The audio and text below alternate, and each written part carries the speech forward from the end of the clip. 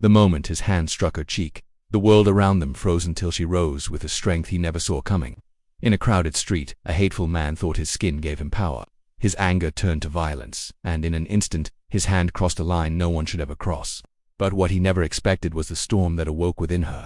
This isn't just a fight, it's a story of dignity, courage, and a powerful reminder that hate always loses in the end. The day seemed ordinary, the market buzzing with laughter and chatter. Stalls overflowed with colors. The smell of roasted corn drifted through the warm afternoon air, and children weaved between the legs of hurried shoppers, chasing after one another with carefree joy. To anyone watching from the outside, it looked like a slice of everyday life, a peaceful rhythm that belonged to a place where people met, bargained, laughed, and carried the weight of their lives on their backs and in their baskets. But peace has a fragile way of breaking, often in moments when no one expects it. He walked through the crowd with heavy steps, not because his body carried weight, but because his heart carried venom. His eyes searched, restless and sharp, not out of curiosity, but with a quiet fire burning deep in his chest. His jaw tightened when he saw her. She was standing near a stall of oranges, her dark skin glowing in the afternoon light, her hands gently brushing over the fruit as if each touch was a prayer of patience and care.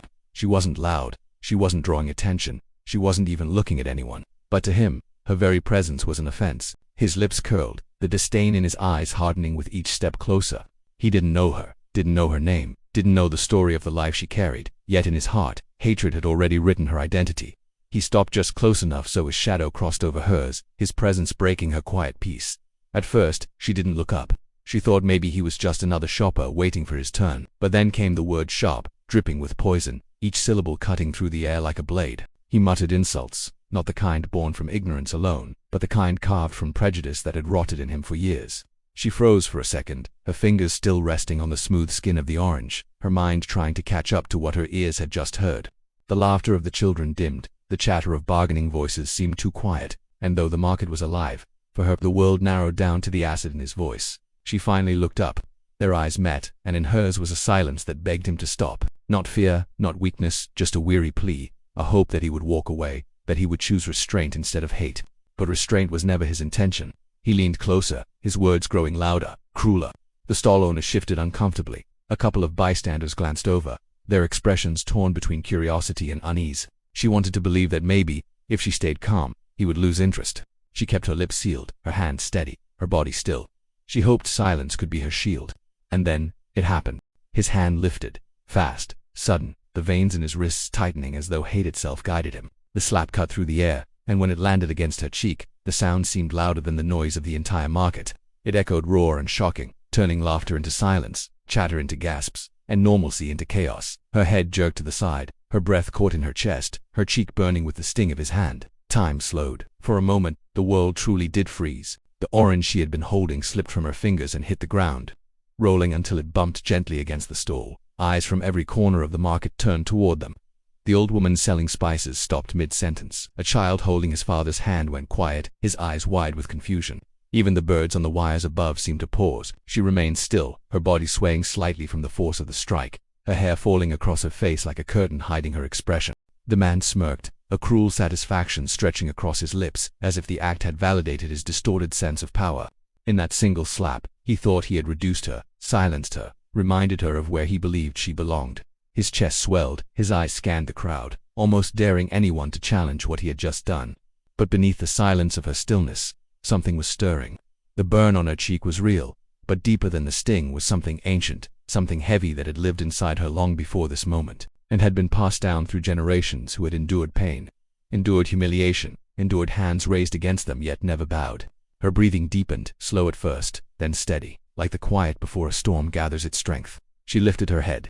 The curtain of hair slid away, revealing eyes that no longer carried the weary plea for peace but burned instead with a fire that shook him. There was no fear in her gaze, no submission, no brokenness. What he saw was defiance, a force he had never expected. His smirk faltered, the cruel confidence in his posture shrinking ever so slightly. The crowd leaned in, sensing the shift, as if the air itself had changed, thick with anticipation of what was about to unfold. Her lips parted, but no words came. She didn't need them. Her silence was louder than his insults, louder than his slap. And then, without hesitation, she stepped forward. Her hand rose, not timid, not trembling, but with the strength of someone who carried not only her own pain, but the echo of every injustice that had ever tried to chain her. Her palm struck his chest, shoving him backward. His balance wavered, his smirk shattered completely. and the crowd gasped again, this time not in shock of violence against her, but in awe of her refusal to remain a victim. His pride fled, anger replacing his surprise. He lunged at her, but she was ready. Her body moved with a sharpness born from instinct, from survival, from a will that would not be crushed. She dodged his grasp, her foot connecting with his leg, sending him stumbling to the side. The crowd erupted into murmurs, people pushing closer to witness what was no longer a one-sided display of hate, but a battle of dignity against cruelty. She didn't fight recklessly. Every movement was precise, fueled not by vengeance but by a determination that he would never forget this day. He swung again, clumsy with rage, but she caught his wrist, twisted, and forced him to his knees. His cry of pain echoed across the stalls, and in that moment, the power he thought he owned evaporated. The crowd began to cheer, voices rising like a tide, some clapping, some shouting words of encouragement. Children who had gone quiet now smiled with wonder, their eyes bright with admiration. She stood over him, her breath steady, her eyes unwavering. The mark on her cheek was still there, a red memory of his cruelty, but it no longer defined her. Instead, it became a symbol of what she had endured, and what she had overcome in just a matter of moments. He looked up at her, his face twisted with humiliation, his hands trembling not just from the physical pain, but from the collapse of his illusion of superiority. The crowd closed in, not to harm, but to protect her, to surround her with the strength he had tried to strip away. Voices rose in unison, condemning him, calling for justice, calling for shame to be placed where it belonged. He tried to speak, but his words faltered, drowned out by the chorus of those who had witnessed his downfall. She finally spoke, her voice calm but powerful, carrying through the crowd like a promise etched into the very air. Never again. Just 2 words, but they carried centuries of weight, centuries of silence broken, centuries of pain transformed into strength. He lowered his gaze, unable to meet her eyes, unable to face the truth that had been revealed, that hate, no matter how loud, no matter how violent, will always crumble in the face of dignity, resilience, and courage. The market slowly returned to motion, but it was not the same. The air was different, charged with something unspoken yet deeply felt by everyone who had been there. Children held tighter to their parents' hands, women stood taller, men bowed their heads in respect. She picked up the orange that had fallen, dusted it gently and placed it back on the stool. With quiet grace, she turned and walked away, her head held high, her steps steady, leaving behind not just a moment, but a story that would be told and retold long after the day was gone. And the man, still kneeling, still humiliated, realized that the slap he had given was nothing compared to the blow his pride had suffered. Silence filled the street. She stood frozen for a moment, her cheek burning, her heart racing. The sting spread across her face like fire, but it was nothing compared to the weight pressing against her chest. For a heartbeat, it seemed as if the world itself had paused, holding its breath, watching, waiting. The people around her stood stiff, their eyes wide, their voices caught in their throats. The man who had struck her stood tall, his lips curled in cruel satisfaction, his smirk stretching as if he believed he had already won. But then her eyes lifted. What he saw wasn't fear, it was fire. It was not the timid glance of someone broken, nor the trembling gaze of someone reduced to silence.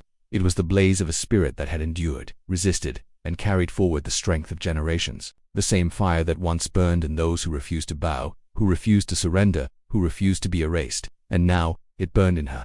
His smirk faltered. He had expected tears, shame, maybe even begging, but never this. Never the kind of fire that could melt arrogance into ash. Her breath steadied, slow and deliberate, each inhale pulling in strength, each exhale releasing fear.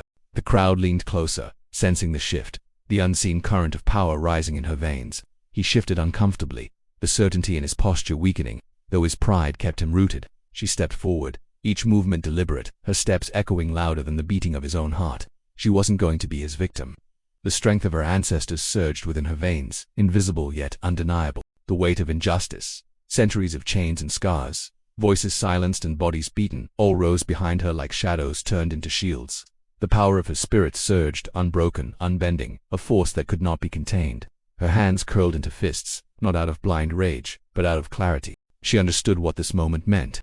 She understood that silence had already been broken, that her body, her very existence, now demanded to speak where words no longer could. Her fists moved with a swiftness that caught him off guard. The first strike landed against his chest, not enough to break bone but enough to break pride. He stumbled back, his eyes wide, his breath stolen, his smirk shattered into fragments that scattered into the dust beneath his shoes. The crowd gasped, the sound of their voices like wind rushing through the narrow street. Children clutched at their mothers. Men leaned forward, women straightened, and every single eye was locked on the unfolding storm. He snarled, his pride wounded more deeply than his body. His hand curled into a fist, his jaw tightened, and he lunged at her, reckless and desperate. But she had already seen it, already felt the rhythm of his anger, and she moved with the grace of someone who knew that anger was clumsy, that hate was blind. She sidestepped, her arm sweeping with precision, her elbow striking his ribs. His breath exploded from his lungs in a ragged cough. He staggered again, his balance breaking, his arrogance bleeding away with each misstep, but she did not relent. Her fists spoke with a language older than words, a language written in resilience and pain, in survival and defiance. Each strike was more than self-defense, it was testimony, it was history. It was every ancestor whispering through her veins, guiding her movements, reminding her that she carried not only her own strength, but the unbroken chain of countless souls who refused to bow. The crowd began to murmur, their voices layering like waves, whispers turning into chants, gasps turning into shouts. Some cheered, their voices trembling with excitement. Others cried out in awe, unable to believe the sight before them.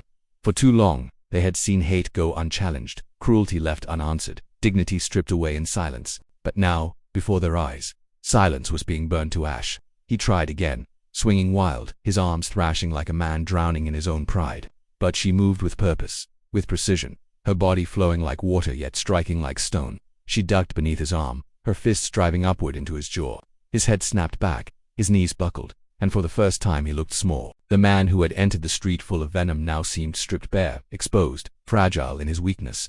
She stood tall, her chest rising and falling steadily, her fists still clenched but her face calm. The burn on her cheek remained, red and raw, a mark of the strike that had begun this moment. But now it was no longer a mark of humiliation. It was a mark of transformation, a wound turned into a crown, a symbol of defiance that would not fade with time. He fell to his knees, his breath ragged, his eyes darting around the crowd that now surrounded him. No one stepped forward to help him, no one reached out to shield him. Their faces were not twisted with fear of him anymore. They were lit with admiration for her. And in that circle of eyes and voices he realized the truth: he was not the powerful one, he had never been. The power had always been in the courage of those he tried to break. Her fists lowered, her breath softened, and slowly, deliberately, she spoke without speaking. The fire in her eyes told him what her lips did not need to say, that he had lost, not just this fight, but the illusion of superiority that had carried him this far. She had taken it from him, torn it apart with the strength of her spirit, and there was no repairing it. The silence that had once filled the street returned, but it was different now. It was not the silence of shock or fear, but the silence of reverence. Every person present knew they had witnessed something far greater than a fight. They had seen hate crumble. They had seen dignity rise. They had seen a woman transform from victim to victor in the span of moments, her fists carrying the weight of generations, and her fire igniting hope in every heart that beat around her. And as she stepped back, her eyes never leaving his, the crowd erupted. Applause thundered, cheers rose, voices shouted, words of praise, of courage, of strength. The sound echoed through the street, bouncing off the walls, soaring into the sky. She stood among them, her face still burning, her body still steady, but her spirit unshakable. She had not asked for this fight. She had not wanted it, but she had faced it, and in facing it, she had reminded the world of a truth too often forgotten, that no hand raised in hate can ever defeat the fire of the human spirit. And he, still kneeling, still trembling, realized in his hollow chest that his blow had not silenced her, it had awakened her, and that awakening was something he could never undo. Each strike was more than self-defense, it was a statement. Her hands did not move in rage, but in truth, every motion was sharpened by history, each blow carrying the weight of silenced voices, each movement echoing generations who had suffered quietly while the world looked away. Her fists struck not only the man before her but the centuries of chains, insults, and cruel hands that tried to hold her people down. It was not just a fight, it was a reckoning, and the street, the crowd, the very air seemed to know it. Every move she made silenced centuries of hate that tried to chain her down. Hate had always spoken loudly, in words, in slaps, in fists, in laws, in glances, in shadows whispered behind backs. But here, now, that voice grew quiet. It was muffled under the sound of her defiance, drowned out by the rhythm of her strikes, shattered under the steadiness of her spirit. And as he stumbled backward, there was no doubt he felt the collapse of the foundation he had stood on all his life. The man stumbled back, stunned, humiliated, and powerless. He had thought himself the stronger one, the one with control. He had entered the confrontation with the arrogance of someone who believed hate made him untouchable. But now, his breath came in ragged bursts, his body bent under the weight of his shame. His pride shredded before the eyes of all who stood there. His smirk, once his weapon, had vanished. In its place was disbelief, a hollow emptiness that revealed his weakness. His arms flailed without direction, his legs dragged, his eyes darted as if searching for escape, yet there was none. He was not facing just a woman, he was facing a truth he could not fight. The crowd erupted, not in violence, but in applause for her courage. It began as a ripple, one voice crying out in awe, then another, then hands clapping, then cheers rising like a wave until the whole street thundered with a sound of unity. The same people who had once gone silent at his cruelty now shouted with pride at her defiance. The air itself shook with their voices, as if the world had been waiting for this moment, for this answer to centuries of silence. Faces glowed with admiration, eyes shone with tears, hearts pounded with hope. Children smiled with wide-eyed wonder, elders nodded with solemn respect, and strangers reached for one another as if to share the strength she had just given them. She stood tall, her body still, her breath calm. The redness on her cheek remained, the mark of the slap that had begun it all, but it no longer seemed like a wound. It was a badge, a symbol of the storm she had endured and overcome. Her voice rose, calm yet unshakable, cutting through the roar of the crowd, reaching into every heart that beat around her. Never again. The words were simple, but in them lived centuries. Never again would silence follow cruelty. Never again would hate stand unchallenged. Never again would dignity be stolen without resistance. The power of those words reverberated through the streets, etched into the minds of all who heard them. They were not spoken as a plea, not whispered as a hope. They were declared as a law, unbreakable and eternal. And in that moment, the world saw the truth: hate will always crumble before strength and dignity. Hate could scream, strike, bruise, and break, but it could never endure. Dignity did not scream, did not strike first, did not move with arrogance, yet it stood eternal. What she carried inside her could not be stolen, could not be silenced, could not be defeated. And though he had tried to take it from her with one slap, she had risen stronger, taller, brighter than he could ever imagine. The man fell to his knees, his pride collapsing entirely. He had thought the crowd would stand behind him, that fear would hold their tongues and bind their hands. Instead, he found himself surrounded by voices that condemned him, eyes that judged him, hearts that rejected him. He was no longer the powerful figure he believed himself to be. He was exposed, stripped of the false armor of hate, left only with the weakness of a man who had tried to wound and failed. She looked at him, her gaze steady, not filled with gloating or cruelty, but with the certainty of justice. She did not need to strike again. Her words, her stance, her fire had already delivered the final blow, and he knew it. He lowered his head, unable to meet her eyes, unable to withstand the truth that radiated from her presence. The street remained alive with applause, but beneath it lay something deeper. Every person who had watched knew they had been changed. They had seen more than a fight. They had seen dignity take form, strength rise from silence, courage transform a moment of cruelty into a memory that would never fade. Mothers would tell their children, children would carry it into their futures, elders would pass it into their stories. The scene had carved itself into history, etched into the walls of memory with fire and steel. As she turned to leave, the crowd parted for her, not out of fear but out of reverence. They stepped back, creating a path as if she were royalty, as if they knew they had just witnessed someone who carried more than herself, someone who carried all of them. Each step she took echoed with power, each movement reminding them that strength did not need permission, that dignity did not bow, that hate had no future where courage stood. Behind her, the man remained on the ground. The cheers, the applause, the chants, they were no longer for him, no longer about him. He had become a shadow, a forgotten figure swallowed by the brightness of her courage. His name, his face, his cruelty, none of it mattered anymore. What mattered was the woman who had risen, who had said never again, who had proven that even in the darkest moments, fire could be born, and that fire could burn away the chains of hate. And so the market that had once been ordinary was no longer just a place of trade and chatter. It had become a place of remembrance. The stones of the street, the walls of the stalls, the air itself would hold the memory of what had unfolded. The laughter of children would carry new meaning. The eyes of strangers would carry new respect. The silence of fear would be replaced with the courage to speak. She had not just defended herself, she had defended the dignity of all who stood there, the dignity of all who came before her, the dignity of those who would come after. Her fists had spoken, but her presence had declared something far greater: that hate may strike, but it will always crumble, and strength, quiet and unshakable, will always rise. And as the sun lowered in the sky, casting its golden light across the street, she disappeared into the horizon, her figure etched in the glow, her fire leaving behind embers that would never be extinguished. The world had seen the truth that day, and once seen, it could never be unseen.